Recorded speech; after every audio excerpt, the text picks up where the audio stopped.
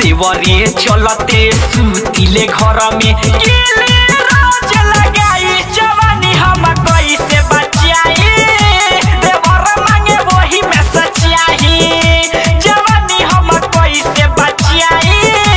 देवर मांगे वही में सच्चाई बनिया देता देवर मांगे वही में सच्चाई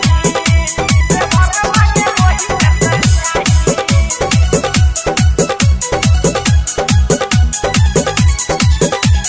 चलिए के हमारा निरखता रे ऐसे लागता जबा जोई मछरी के जैसे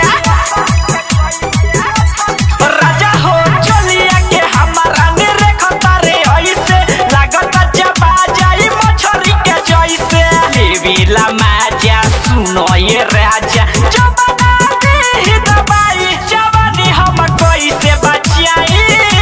देवर मांगे वही में सच्चाई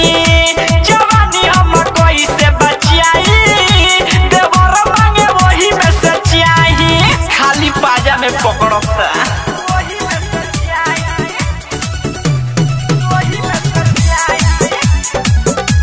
म्यूजिक बाय गौरव रोशन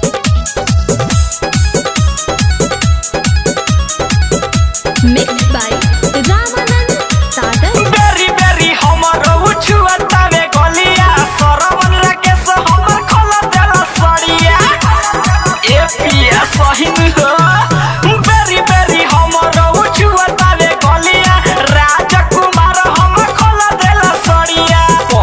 पुजारी सन दीप देवरा के बोला कैसे समझाई जवानी हम कैसे बचाई देवर मांगे वही में सच्चाई जवानी हम कैसे बचाई देवर मांगे वही में सच्चाई खोलता वे चोली राजा तनी बोली देवर के बिगड़ल बचियाल पिया परदेसी दुख होला बेसी मेहरी के पूछल